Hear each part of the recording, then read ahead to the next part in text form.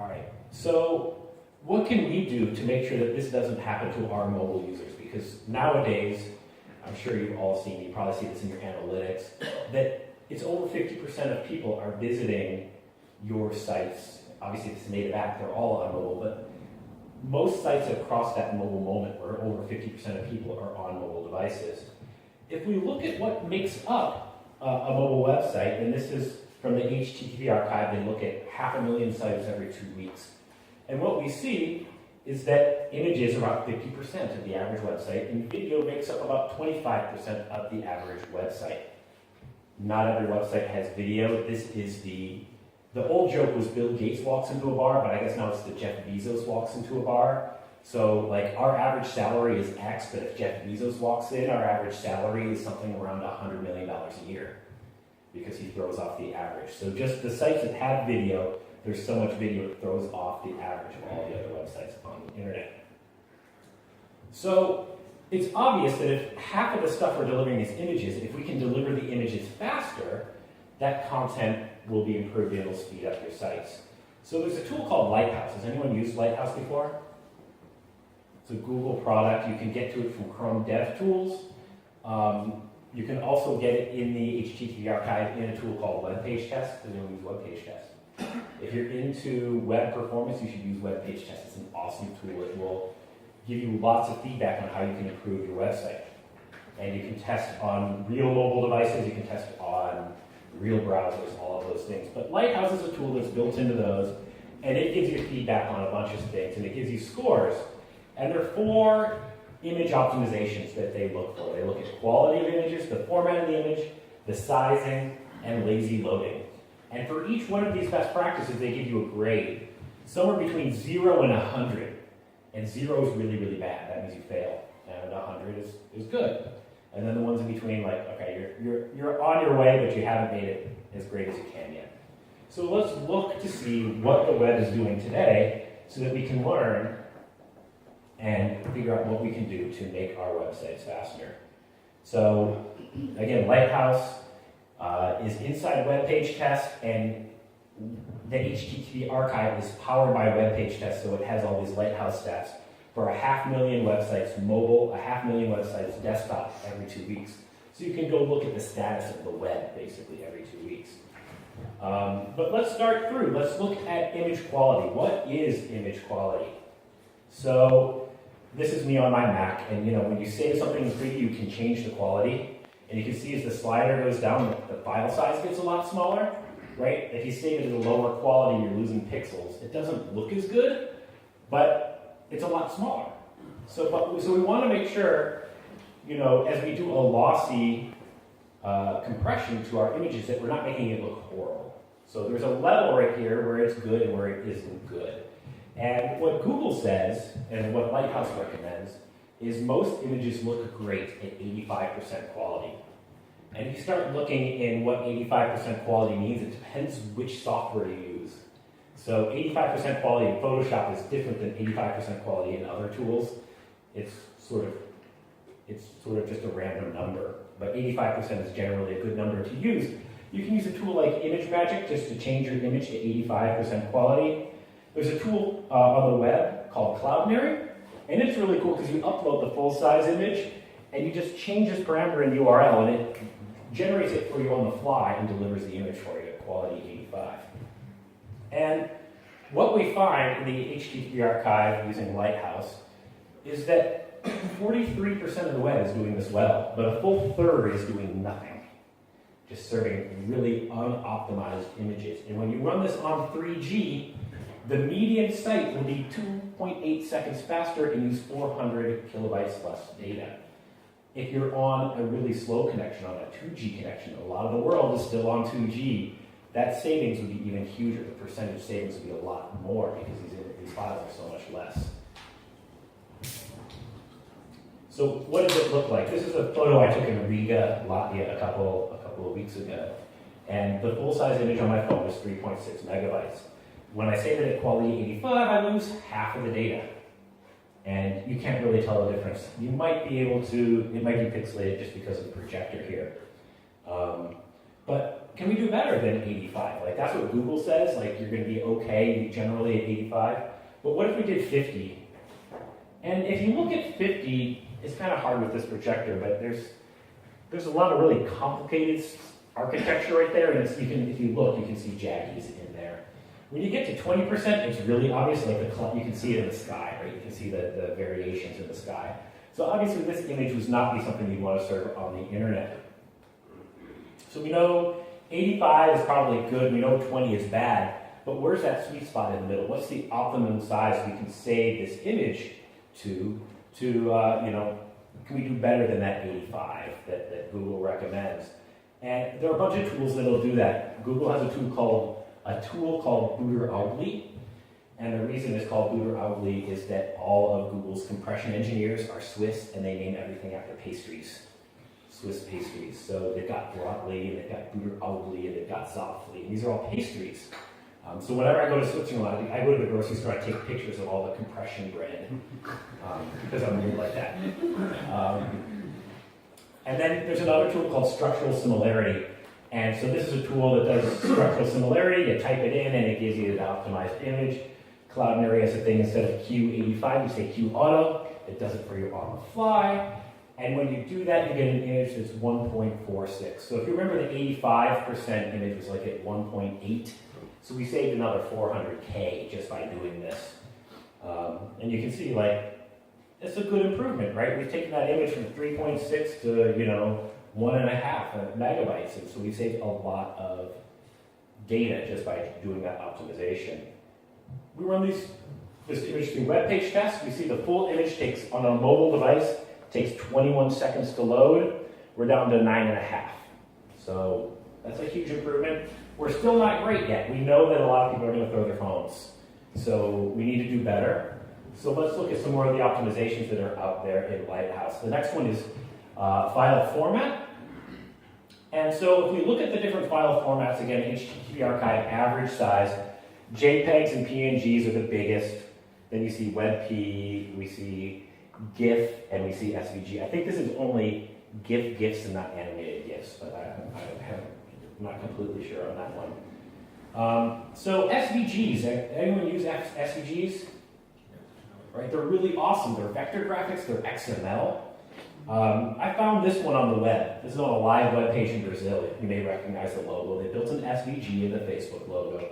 So it should be really, really small. It should be optimized for delivery, unless you screw it up. And you can imagine why this is here, because they didn't do it right. So this is what the XML looks like. Take a look at this content right here that's at the bottom, and then look at the little thumbnail draggy thing on my text file. And imagine how much Adobe Illustrator metadata might actually be in this XML file.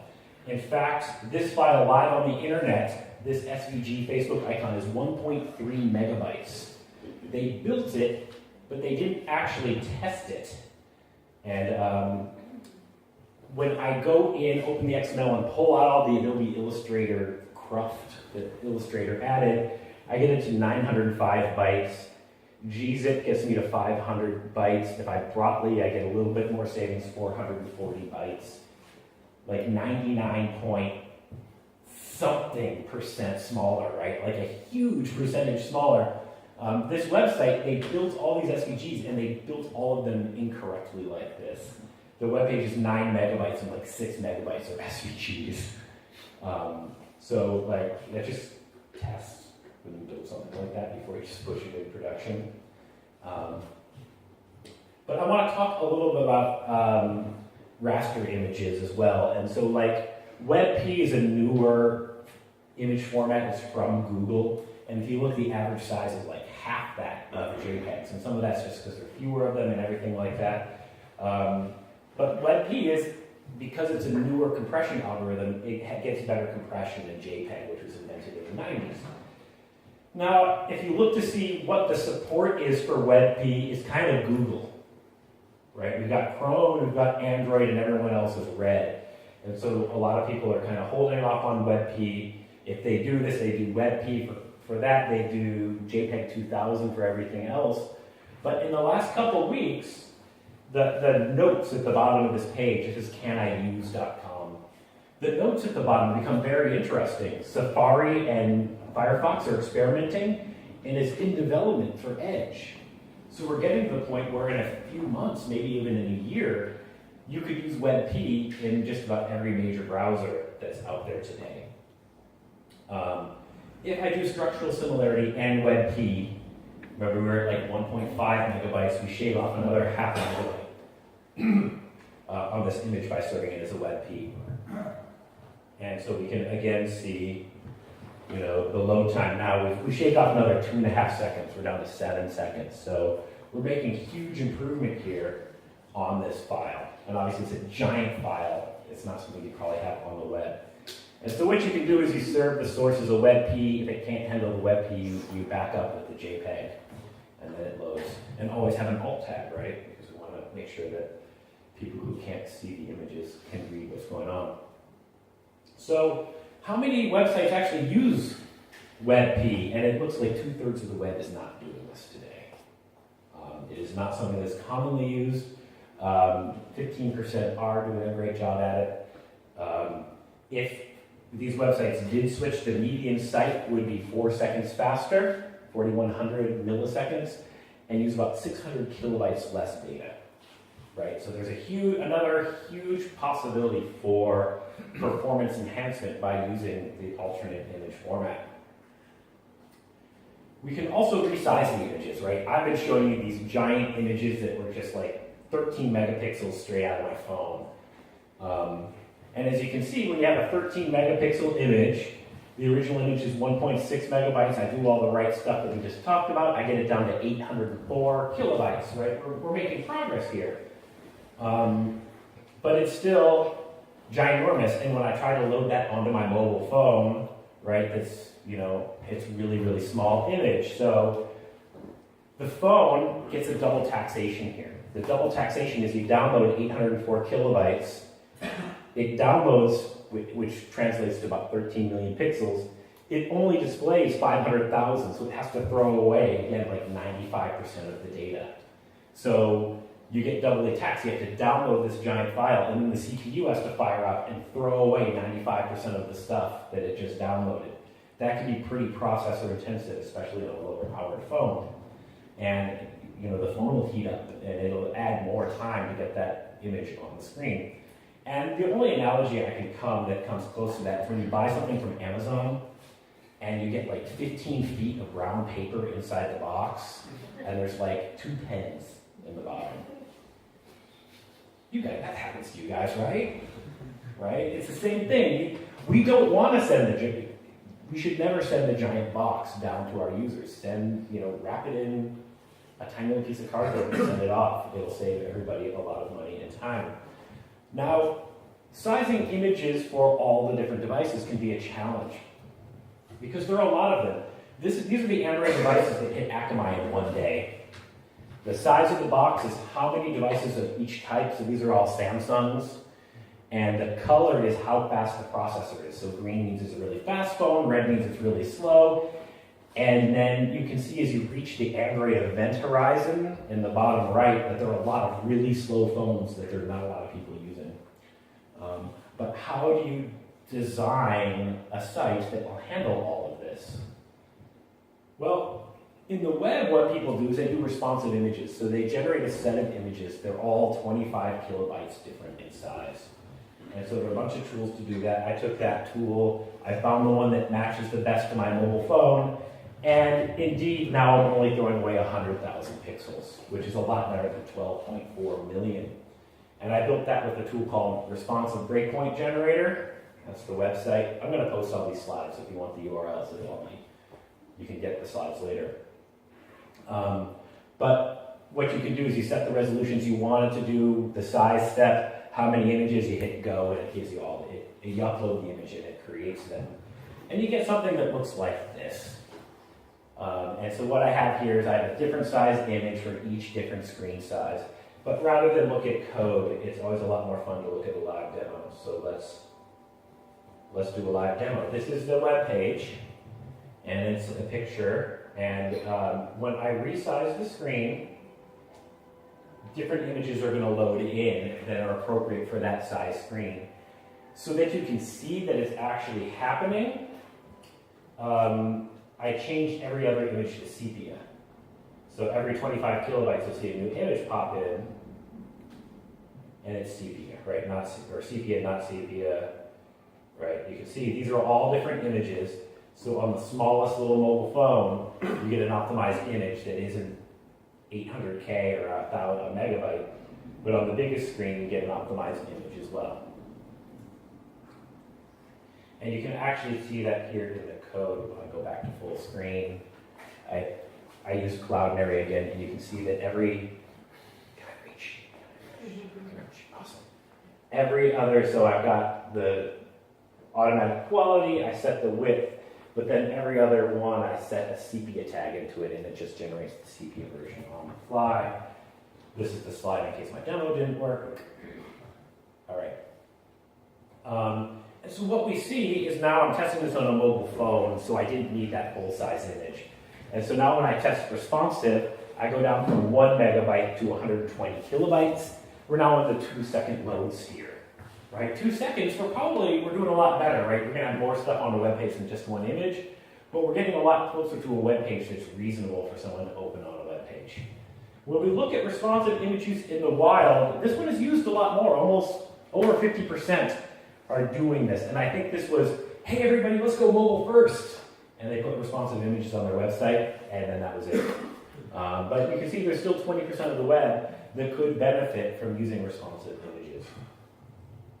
And for those that aren't doing responsive images, again, the median site will be about 2.7 seconds faster and use about 420 kilobytes less data.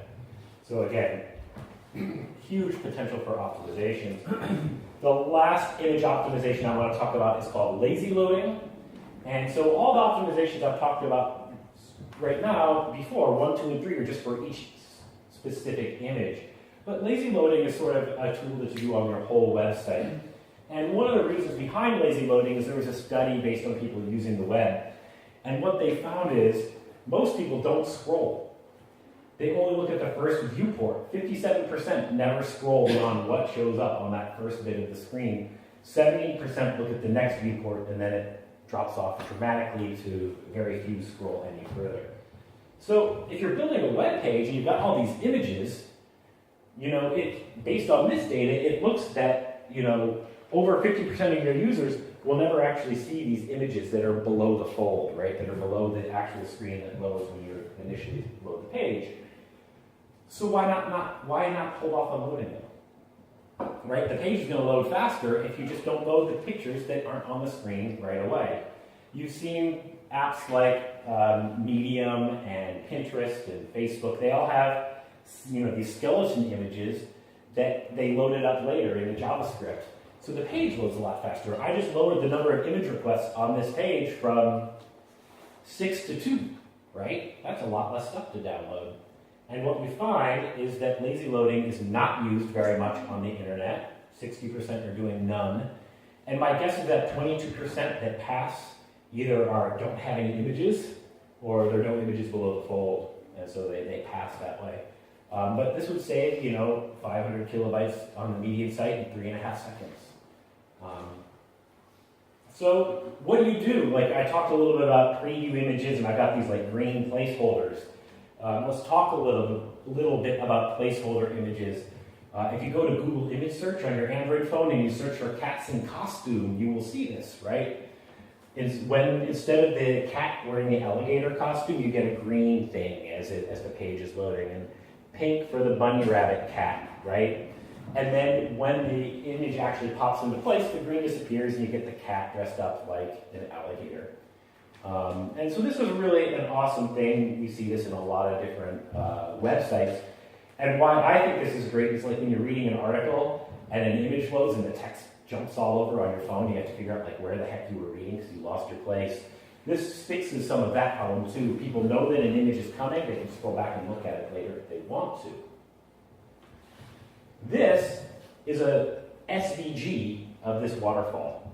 It's a tool called Squid, and it just makes like 4 or 5 polygons based on this image to just kind of give you the flavor that the waterfalls are going to be in place. Again, 900 bytes uncompressed, like 400 bytes compressed. You can just put that straight in your HTML as a background image, then have that one pop into place when it's like 100K. Once that loads into place, it looks great. And so I built a page that has a bunch of images. When I don't lazy load, it takes 4 seconds to load. As soon as I add lazy loading, that time halves because I reduced the number of images that I have to show onto my page. So it's something to look at as a possible way to speed up your page, reduce the number of bytes that you're serving to customers until they scroll. And another thing that uses a lot of data are animated GIFs, because everybody loves animated GIFs. This is my goat Nora back in Seattle, and I took this video with my phone. It's 1.4 megabytes, and this needs to be GIFed because we need more goat GIFs on the internet. And so I did, right? And it's loops, and it's 256 colors because GIF, remember, was invented in the 80s, so like 256 colors.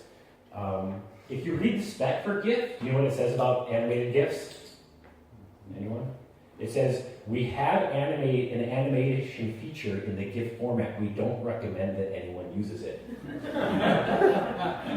That shit's so. So the problem with this animated GIF is, of course, that it is 270% larger than the movie that I took. And so that's a problem, right? That's going to take forever to download on a mobile device.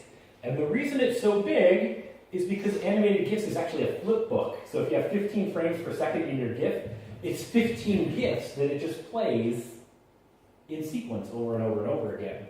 And so you can actually like pull them all out and look at them. So what can we do? What can we do? Can we show a movie instead? So if I take the movie and I make it 256 colors, I strip out the audio as well, because for an animated GIF you don't need audio. That's a great way to save data. And then I can load it in the video tag. I can set it video, loop, autoplay, muted. That's for iOS. And then I say goats, and it'll loop the video. The problem with this is that video being really big, the browser always loads video last, right? Because we want to make sure the CSS, we want to make sure the JavaScript, all that stuff gets there. So it always makes the video load last. I also have muted in there because Safari and Android, mobile Safari and mobile Android, require that all videos that autoplay are muted. That's the Office saving feature, right? So when you're in a meeting and you're browsing the web, the movies don't blast out and people know that you're watching movies, that you're reading a news article during a meeting, right? So that's why it has to be muted. But in Safari today, you can actually put looping MP4s in the picture tag. And this works in Safari. It's probably coming to other browsers soon. So here in this picture tag, if this loads on Safari, it's going to play my really small movie and loop it. If it's on Android, it'll play an animated WebP, which is a little bit better than the animated GIF. And so it'll fall back to the animated GIF if none of that works. And what we can see is, the animated GIF takes 22 seconds to load on a G4, a Motorola G4. The animated WebP takes about 18 seconds, but the video takes 4.5. Right? Huge performance improvement. So that's something that we should look for and look at as a possibility to speed up the performance of looping video things. You have to be really careful here because it will preload any video that you put in there. So smaller videos are good. Like if you put a 2-hour movie, it's going to automatically download that, which isn't a great performance thing to do to mobile users. I'll show you an example of that later. Video. So video makes up a huge chunk. Cisco says that video is going to be like 75 or 80% of all internet traffic by 2020. So we should really look at ways to optimize video delivery, because it's going to be, if you're not building with video already, you will be soon. And much like web pages, when a video loads up slowly, people get frustrated. And we all know that when people get frustrated, they throw their phones. So what are the metrics that people use to measure video quality? And this is real. These are the real metrics. I use a little bit like a casual wording for it, but the first metric that people use for video quality is, does the video start? Seems like a good one. Did the video stop playing in the middle? Right? That's a bad thing to have happen. And then did it look good? This is what people use for their video quality metrics. And so this is data from this year, Q1 of 2018 from Conviva. And Conviva looked at like 16 billion video plays, and they found that 2% of videos failed to start. Your user pressed play, 2% just never played. And then 11.5% people abandoned because it took too long. So that ends up being 400 million video plays failed to start, and 2 billion were abandoned. That's a huge number. They estimate about 800 million hours of video playback were lost. So what can we do to optimize this? Well, let's look at those 400 million where it failed to start. And I don't know what it is, but I've got some ideas. My first thought is, oops, this video isn't available in your country. Right? And that's not so bad. Like I went to CVS and I was doing it here in Ireland and it doesn't work. The problem is when you look at it in Chrome DevTools, it took 231 requests and 3.1 megabytes and 18 seconds for me to find out that that video isn't available in Ireland. Like there's probably a better way. So let's look at the ones that failed to start. 12%, were abandoned by users. Why is that? What's going on there? That same study shows that the average video start time in Europe is 4.3 seconds. Now, I don't like averages because this is mobile users on 2G mixed in with people on fiber, mixed in, it's every single user, and they're trying to give you one number. There's no way there's one number that describes the typical user experience because there's so many different ways you can use the web to look at videos. But they say it's 4.3 seconds. But there are also other stats. So this is from Akamai, and they said they found that everybody will wait 2 seconds for a video to start, but every second afterwards you lose about 6% of your customers. It varies by the type of video. Shorter videos, people abandon faster versus long videos. And that makes sense, because when you click on the video of a cat in a shark costume on a Roomba chasing a duck, after about 3 seconds, you're like, what? And you start questioning your life choices and you move on to other better things to do with your time. Whereas if you're watching a movie or a TV show, you're already willing to spend 20 minutes, 30 minutes, 2 hours. You'll wait 20 seconds for the video to start. So let's look at some of the things that cause video startup delay. This is one I found in an Android app, and this is a tool that I helped build at AT&T called Video Optimizer.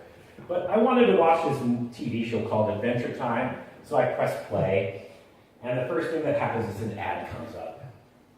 We all hate ads, but we know it's part of what we have to deal with when we want to watch a movie. But this is a screenshot from the tool, and what the tool is doing is it's grabbing all of the packets. These are packets up and packets down. And this is the throughput, and so you can see that's the video being downloaded because videos are big, so there's a huge amount of throughput. But what's happening at the beginning, there's a lot of packets for about 2-3 seconds, but it isn't the video. What is being downloaded there that's delaying this video from being delivered? And what it is right here is where these are all of the connections that were made. And right about here in the blue line is where I asked for the video to start. This is the video, and I know this is the video because if you look at byte count, it's almost 5 megabytes. So what are all these connections in between? It turns out these are all analytics. So they were studying it so hard. Remember Heisenberg, the more you study something, the more you disturb it and actually disrupt the situation. They're actually adding 2 seconds of delay before the video can start downloading, which corresponds to about 4 seconds of delay before the ad shows up on the screen. On a fast connection, down at under 5 megabits per second, this actually adds about 10 seconds delay to the ad showing up on the screen. And that's crazy. And you can actually see that, right? Down here, it takes 10, 12 seconds for the ad to start playing. And we're not even there for the ad. We don't want to see the ad. We want to get past the ad to the video. And so if we look at the same, here's the ad being downloaded. And then while the ad is playing, it's doing all these metrics. And this is actually this metric says the user has made it to the first quartile of the ad. the user has made it to 50% of the ad. Like literally you can see it because they send it over port 80, so I can actually read what they're saying. But then, like the video's done, and what do? They start downloading the video to play. So what happens, we get another 10 seconds of a spinner before the actual video starts playing, which is aggravating. What if they just did, it takes another 10 seconds for the video to show up. What if they just started preloading it, right? There's nothing happening on the network other than these stupid analytics. Start downloading the movie 10 seconds early, so as soon as the ad is done, bam, the movie starts. This is kind of straightforward stuff. So preloading, when it makes sense, but you have to be careful. So this is a website that said preload equals auto. This is from Web Page Test. So this is all the CSS, this is all the images, it's a waterfall. So this is everything being downloaded.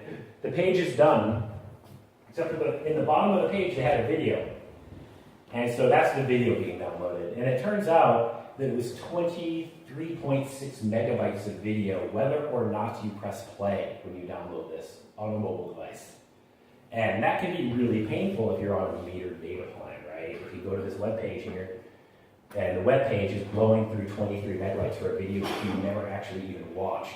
So you should be really careful if you use preload on a web page. Make sure it's something that people are actually going to watch it. And then really quickly, let's talk a little bit about streaming. So when video streaming works, the first thing that's downloaded is a manifest file. It's a text file that lists all the different streams, the different sizes in pixels, the bandwidth of the stream, and then the player chooses a stream, it starts downloading all the video segments, and you get something. This is, it starts building out the buffer, and then hopefully, very quickly, the video starts to play. So here's an example manifest file. And what I want to show you is that each one of these has different bandwidths, it has different resolutions. The first one in HLS is the one that the player chooses to play. And in this case, the bit rate is 8.5 megabits per second. Can anyone guess what happens at 8.5 megabits per second on a mobile device? It's not pretty. So what happens is the player says, I want to download this stream that's 8.5 megabits per second. It's taking a long time to fill up because, generally mobile devices aren't on a network that's going to give you 8 megabits per second download. The video doesn't play. And so the player immediately changes the stream to a different bit rate and it starts playing. And so if you look, the first choice was this bit rate at 8 megabits per second. It actually ends up playing this really low quality one way down here. And so what the player does is says, I got to use this one. But then as the buffer is filling up and the video is playing, it realizes it has a better network connection and it goes to this one at like 3.5 megabits per second, which is a nice stream that looks good. Can we do this better? Can we deliver this content better? What if instead of having the highest bit rate first, we do the lowest bit rate first? Start off. And what we see happening is you start low, but very, very quickly, the player makes its way up to a higher quality video stream. And you've seen this. Whenever you watch a video on the internet and it's really pixely, it's very pixelated for the first 2 or 3 seconds, and then it snaps in, the player's like, I've got enough bandwidth to do this one or this one, and it shows you the better stream. So what that company is doing when you see that is they're like, we want the video to start fast because we don't want people to abandon it. We don't want you to be one of those 12%. And we know that the first 4 or 5 seconds of the video doesn't really matter anyway. So we'll get you to the good stream as soon as the player can get it to you. Amazon does something like this, where it's the Goldilocks approach. Not too big, not too small, but just right. And when you test this one on a mobile phone, it just sits there right at that bit rate, and it's great. It takes a little bit longer to start up, but it's sharp right at the beginning. And so we can run these in web page tests, and web page tests will let you record the video and then compare them. And so when I start at the lowest bit rate and make my way up to high, at time equals 11 seconds, the video is playing. When I start in the middle, it's playing somewhere around 13 or 14 seconds. But when I start at the highest, it's trying to download that really big file. It fails. It goes to the small file. It doesn't start playing until like 16 or 17 seconds. And remember, when it starts playing here, it's the same quality as these people are seeing here 6 seconds earlier. Right? So if we can make it play 6 seconds faster, that's a huge way to retain users. And what we see in the wild is that most websites, 75% are starting with the lowest quality first. 20% are doing the Goldilocks approach, but 5% are starting at a really high bit rate. And so those folks have room for improvement to improve the delivery of their content. And so while the player is doing all of this, it's trying to optimize what's on the network versus what it can play back.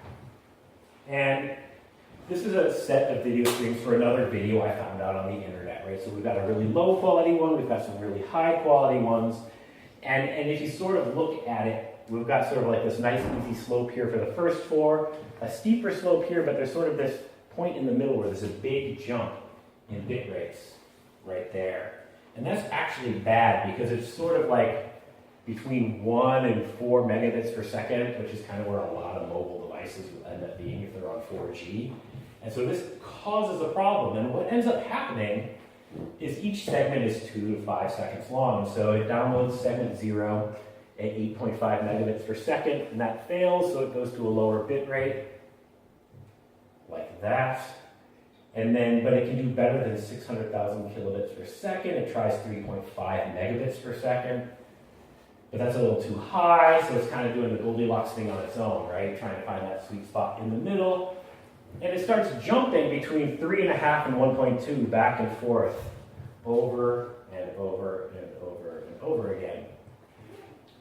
And what we want to see happening is to build out the buffer so we don't get a stall. We'd really like to see segments 7, 8, 9, 10, 11, 12 being downloaded so that the video doesn't stall. But we see segment 4 was downloaded 1, 2 times. Segment 5 was downloaded 1, 2, 3. Segment 6 was downloaded 3 times. And actually segment 4 was downloaded in high quality and then downloaded a second time at low quality. And same with segment 5, once at high quality and twice at low quality, right? So it's the player's getting so confused because it's switching bit rates so much, it keeps downloading the same stuff over and over again, wasting data for our end users if they're on mobile, but most importantly, not like filling the buffer for future watching. So if this user happens to go, if they're in a car and they go through a tunnel, the video is probably going to stall because it can't download any more video and it's just not going to run. So we've sort of talked about how we can optimize for quality for a video startup and to ensure that the buffering is, so what I would do to reduce the buffering here is if they had a bit rate right in the middle there, they would have probably, the player would have probably settled in on something. And generally what I've experienced is when there's a huge jump in bit rate like that, that can cause problems. You kind of want to have smooth changes all the way through your different choices so that it works well. And so in summary, I talked a little bit about web page tests and the HTTP archive. These are some of the tools you can use to optimize images. Cloudinary is a great web tool that lets you do a lot of this on the fly just by messing around with the images. And so in conclusion, images and video can be beautiful and it can be fast, but you have to work at it to make them get to that stage. And so with that, thank you for listening. I'd be happy to take any questions.